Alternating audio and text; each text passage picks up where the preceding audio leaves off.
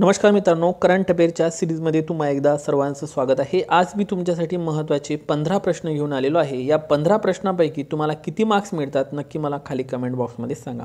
पहिला प्रश्न, कुई या भाषेला 8व्या अनुसूचीमध्ये समावेश करण्याची शिफारस लक्षात घ्या। प्रस्तावाला कोणत्या राज्याने मंत्रिमंडळाने मंजुरी दिलेली आहे? ओडिशा, तेलंगणा, बिहार की पश्चिम बंगाल? तर बघा, या प्रश्नाचं जे अचूक उत्तर आहे ते आहे ओडिशा। ओडिशा राज्याने काय केलेली आहे? मंजुरी दिलेली आहे। त्यानंतर अलीकडे सेबॅस्टियन पिनेरा यांचे हेलिकॉप्टर अपघातात निधन झालेले आहे। ते कोणत्या देशाचे राष्ट्राध्यक्ष होते? तर ऑप्शन आहे चिली, पेरू, अर्जेंटिना की ब्राझील? तर या प्रश्नाचं अचूक उत्तर आहे चिली। सेशन 1 इलेक्शनसाठी कोणाच्या अध्यक्षतेखाली समिती नेमण्यात आलेली आहे? शक्तिकांत दास, रामनाथ कोविंद, अमित शहा की प्रणव मुखर्जी? या प्रश्नाचं अचूक उत्तर आहे रामनाथ कोविंद यांच्या अध्यक्षतेखाली ही समिती नेमण्यात आलेली आहे। महिलांना लोकसभा आणि राज्याच्या विधानसभेत 33% आरक्षण देणारं शक्ती विधेयक कोणत्या महिन्यामध्ये मांडण्यात आलेलं होतं? तर सप्टेंबर 2023 मध्ये हे मांडण्यात आलेलं आहे, लक्षात असू द्या। अलीकडे सौराष्ट्र क्रिकेट असोसिएशनच्या क्रिकेट स्टेडियमचे नामकरण निरंजन शाह स्टेडियम असे करण्यात आलेले आहे। ते कोणत्या ठिकाणी आहे? ऑप्शन आहे हैदराबाद, मुंबई, राजकोट की दिल्ली? या प्रश्नाचं अचूक उत्तर आहे राजकोट या ठिकाणी। मोस्ट टाइम पी करा। आरबीआयने सलग 6व्यांदा रेपो दर अपरिवर्तित म्हणजे न बदललेला आहे, तर कोणता आहे तो?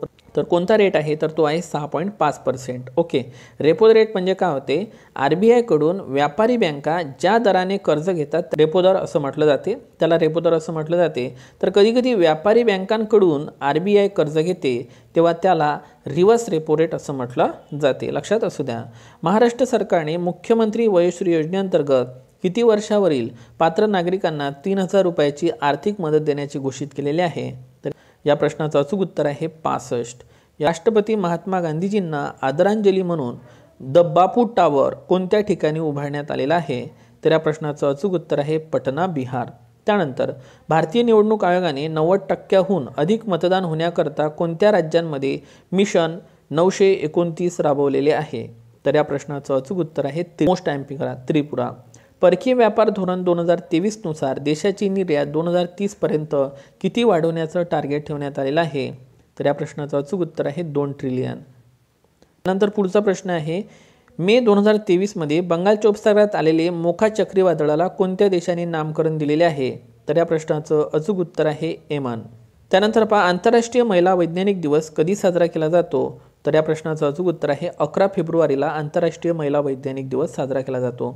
सर्वाधिक काळ अंतराळात राहण्याचा विक्रम करणारे ओलेग कोनेन्कोन्को हे कोणत्या देशाचे आहे? तर ते आहे रशिया या देशाचे। मोस्ट टाइम पी करा, हा प्रश्न पेपरमध्ये येऊ शकतो।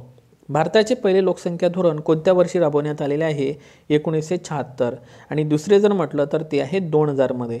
ओके, आणि 2000चे लोकसंख्या धोरण आहे, याच्यामध्ये माता मृत्यूदर 100 वर आणायचा होता, जन्मदर 30 वर आणायचा होता, जनन दर हा 2.1 पर्यंत आपल्याला आणायचा होता। तिन्ही पॉईंट लक्षात ठेवा।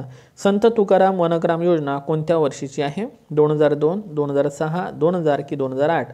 या प्रश्नाचं अचूक उत्तर आहे 2006। ठीक आहे, आणि महात्मा गांधी तंटामुक्त अभियान जर म्हटलं तर ते आहे 15 ऑगस्ट 2007चं। ठीक आहे, महात्मा गांधी तंटामुक्ती अभियान 15 ऑगस्ट 2007। तर या पद्धतीनं हे प्रश्न आपण कव्हर केलेले आहे। आता 15 पैकी तुम्हाला किती मार्क्स मिळाले नक्की कमेंट बॉक्समध्ये सांगा। लवकर भेटू, तोपर्यंत take care and thank you so much.